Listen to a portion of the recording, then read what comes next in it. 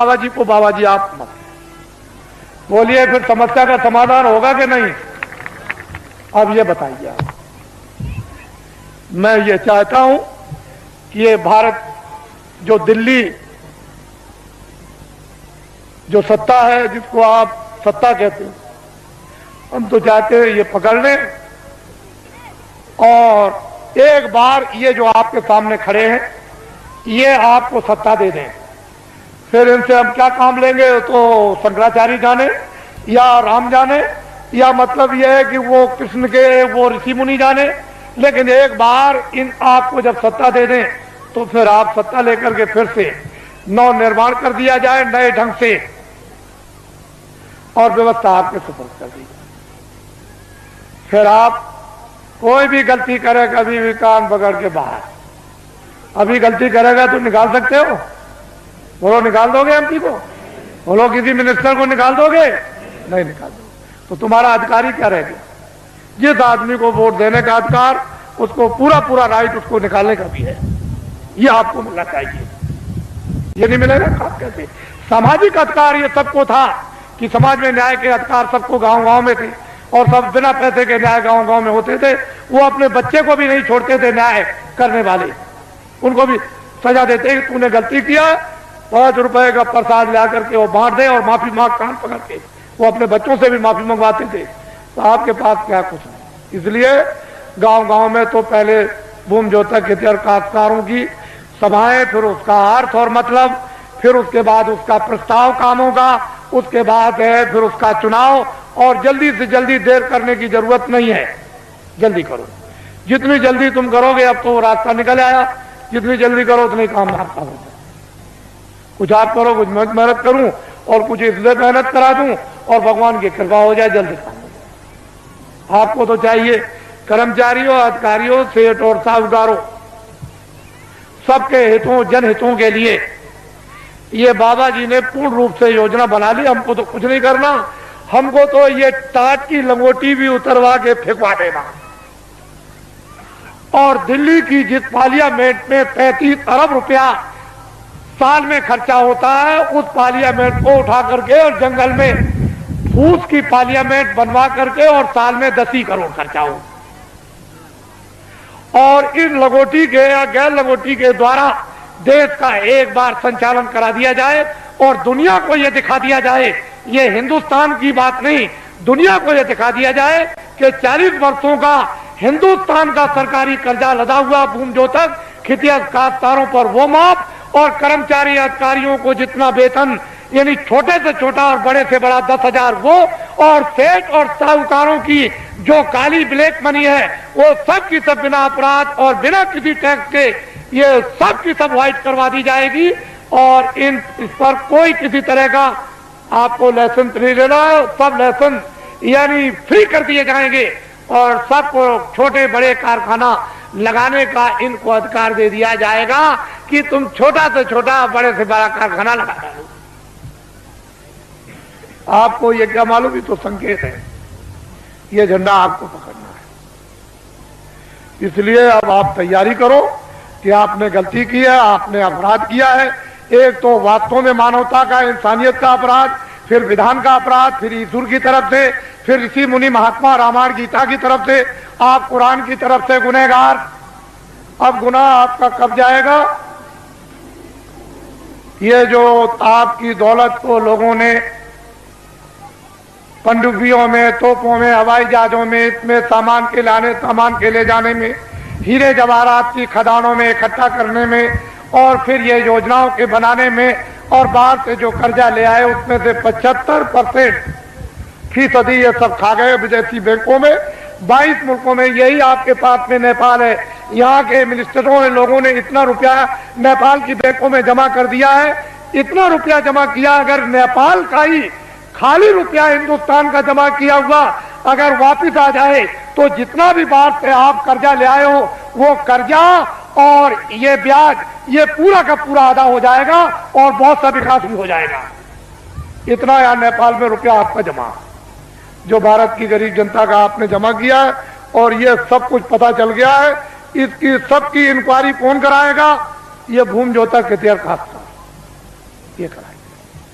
हमने तो ये कह दिया है कि दफ्तरों का ऑडिट करवा दिया जाए तो 20-20 साल की सबको सजा होगी। लेकिन हमने अपने कर्मचारी अधिकारियों को पूर्ण रूप से जनता के सामने बता करके निकाल दिया कि ये कोई भी मतलब ये भ्रष्ट नहीं है, इनमें से कोई भी भ्रष्ट नहीं है, न कर्मचारी, न अधिकारी, न छोटे न बड़े, न पुलिस के और न पुलिस के अधिकारी, न इनकम टैक्स, न सेल टैक्स, और हमारे सेठ साहूकार भी नहीं है और छात्र भी नहीं है और हमारे काश्तकार भी भ्रष्ट नहीं। ये व्यवस्था भ्रष्ट है, इसलिए हमने अधिकारियों कर्मचारियों को निकाल दिया और जनता से अनुरोध किया है कि कभी भी ये मत सोचना कि अगर कभी तुम कहोगे ऑडिट कर दिया जाए तो देखें कौन, तो ये गुनहगार और ये अपराधी नहीं है, ये बिल्कुल आपके सामने छोड़ दिए गए। अब ये कौन आएगा गिरफ्त में, जहां से संचालन होता है, ये तो उनके ऊपर आकर के पड़ेगा कि आपने कर्मचारी अधिकारियों को काम क्यों नहीं करने दिया, तो कहीं ना कहीं तो बात फंसेगी आकर, लेकिन ये बिल्कुल निकल जाएंगे। हमने पूरी जनता को बता दिया और बराबर बताते रहेंगे, हमारा कोई भी कर्मचारी अधिकारी भ्रष्ट नहीं है और कोई भी भारतीय संविधान में कानून में नहीं आता, क्योंकि अगर मंत्री गलती कराएंगे तो ये बेचारे रोजी रोटी अपनी कमाते हैं बाल बच्चों के लिए, इनका जरा भी दोष नहीं है, दोष उनका है जो ये करवा रहे हैं। बोलो है कि नहीं? करवाने वाले का दोष है, इनका कोई दोष नहीं। अगर इनके पास जमीन होती और जागीर होती तो इनसे कह देता कि नौकरी छोड़ दो, लेकिन अब जमीन और जागीर नहीं है तो मैं कह भी नहीं सकता, फिर नहीं कह सकता, इसलिए कोई दोषी नहीं है। आप इस पर गंभीरता से आप विचार करो। अब आइए एक आपको पहले एक कहानी सुना दें। एक राजा का राज था, राजा के राज में प्रजा बड़ी सुखी थी। अपनी जगह बैठे रहो बच्चों, राजा अभी बैठे रहो, देर लगेगी, अभी बैठे रहो, देर लगेगी। राजा के राज में प्रजा, अभी सब चीजें देखो, अभी देर है। राजा के राज में प्रजा बड़ी दुखी थी, सुखी थी, हर तरह से संपन्न थी, न्याय से, खुशहाली से, समृद्धि से, सोने से, चांदी से, कपड़ों से, अन्न से, व्यवहार से, उठने से, बैठने से, सेवा से, मोहब्बत प्यार से, सबसे सुखी थी।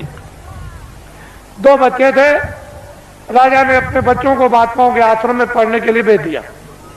अकस्मात कोई सहयोग की बात, अकस्मात राजा का देहांत हो गया। प्रजा बहुत रोई, मेरा धर्मात्मा, मेरा बड़ा पुण्यात्मा, मेरा राजा, बड़ा अच्छा राजा हमारा चला गया, अब हमारी देखभाल कौन करेगा। तो लड़कों को बुलवाया विद्वानों ने कि भाई बिना राज के राज तो ठीक नहीं है, तो इसलिए एक काम करो कि अब भाई ये तो स्थान ग्रहण कर लो। तो जो बड़ा बच्चा था उसको बैठाया कि अब तुम राजा बन जाओ, ये तुम्हारी प्रजा और तुम राजा हो जाओ।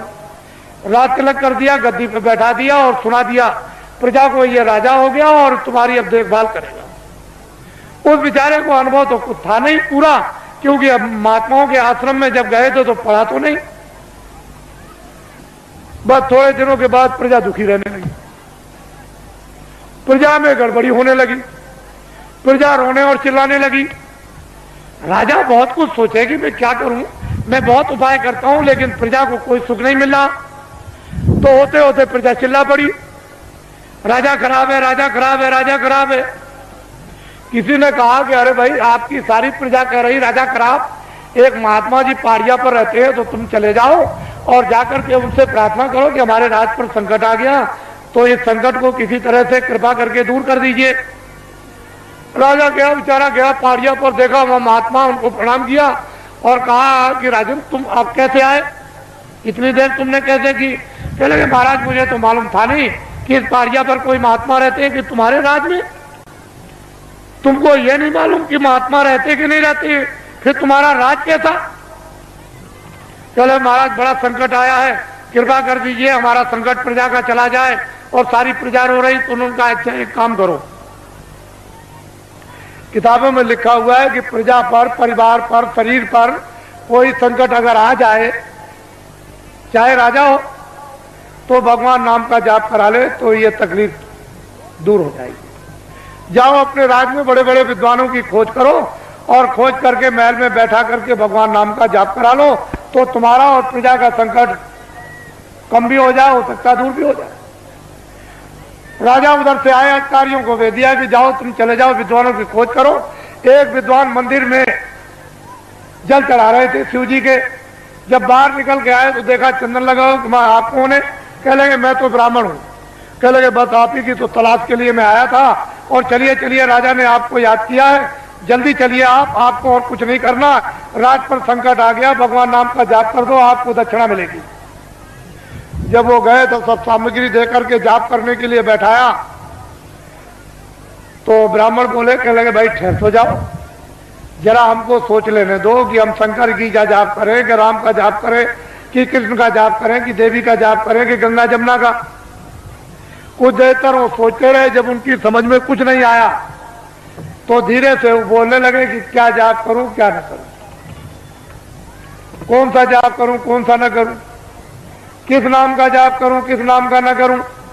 धीरे धीरे बोलने लगे कि क्या जाप करूं क्या न करूं, क्या जाप करूं क्या न करूं, क्या जाप करूं क्या न करूं, क्या जाप करूं क्या न कर जाप। ये भगवान नाम का जाप होने लगा।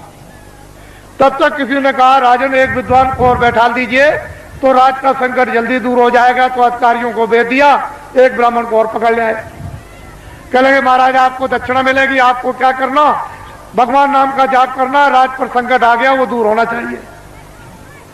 दूसरे ब्राह्मण आए, जब वो बैठ गए तो कहा महाराज अब जाप कीजिए। उनका भाई ठहर जाओ। उनसे जरा होशियार थे, उन्होंने सोचा कि भाई ये कितने दिनों से जाप कर रहे हैं, तो कई दिन उनको लग गए।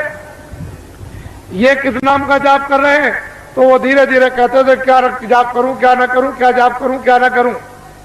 तो दूसरे विद्वान कहने लगे जो ये करे सो मैं करूं, जो ये करे सो मैं करूं, जो ये करे सो मैं करूं, जो ये करे सो मैं करूं, जो ये करे। तब तक किसी ने कहा कि राजन अगर एक विद्वान को और बुला करके बैठा दो तो राज संकट जल्दी दूर हो जाएगा। तो दौड़े अधिकारी दौड़ाया तो तीसरे ब्राह्मण को और पकड़ लाए। वो दोनों से होशियार, उनसे कहा महाराज आपको अच्छी दक्षिणा मिलेगी, भगवान नाम का आप जाप कर दीजिए। तो जब बैठ गए तो उन्होंने कहा भाई ठहर जाओ, मुझे सोचने दो, विचारने करने दो, जाप करने के लिए तुम्हें आए। उन्होंने सोचा कि पहले वाले विद्वान क्या जाप कर रहे, तो पहला कहता है कि क्या जाप करूं क्या ना करूं, दूसरा कहता है जो ये जाप करे सो मैं करूं, तो तीसरा कहता है कि धांधली कब तक चलेगी, ये धांधली कब तक चलेगी, ये धांधली कब तक चलेगी, ये धांधली कब तक चलेगी। तब तक किसी ने कहा राजन तुम्हारे राज का सब नाश हो जाएगा। अरे तीन विद्वान जाप के लिए नहीं बैठाए जाते हैं, ये त्रिदोष हो जाएगा तो राज में संपात हो जाएगा। चौथे विद्वान को जल्दी खोजो और उसको ले आओ, तब राज संकट जाएगा। तो दौड़ पड़े अधिकारी, चौथे को पकड़ लिया। जब चौथे आए तो तीनों से चौथे होशियार। उन्होंने सोचा कि भाई पहले वाले तीन क्या कर रहे हैं, तो एक कहता है कि क्या जाप करूं क्या ना करूं, क्या जाप करूं क्या ना करूं।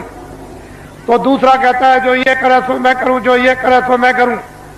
तो तीसरा कहता है ये धांधली कब तक चलेगी, ये धांधली कब तक चलेगी।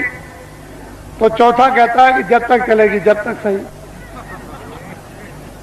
जब तक चलेगी जब तक सही, जब तक चलेगी जब तक सही, जब तक चलेगी जब तक। ये चारों जाप कर रहे हैं। एक कहता है कि क्या जाप करूं क्या ना करूं, दूसरा कहता है जो ये करे तो मैं करूं, तीसरा कहता है ये धांधली कब तक चलेगी, ये धांधली कब तक चलेगी। तो चौथा कहता है जब तक भारत की जनता नहीं जगेगी तब तक चलेगी, जब तक भारत की जनता नहीं जगेगी तब तक चलेगी, जब तक भारत की जनता नहीं जगेगी तब तक चलेगी, जब तक भूम जो तक खितिया का तार नहीं जगेंगे तब तक ये धांधली चलेगी। किसी ने आकर के कहा कि राजन बड़े बड़े विद्वान भगवान नाम का जाप कर रहे, उसको देखा जाए। तो आगे कहा मंत्री ने कि चलो सिपाहियों, राजा जाप देखना चाहते हैं। सिपाही गए, विद्वानों से कहा कि अरे विद्वानों, मंत्री और राजा आपके जाप को देखने के लिए आ रहे। कह लगे कोई चिंता फिक्र मत करो, कब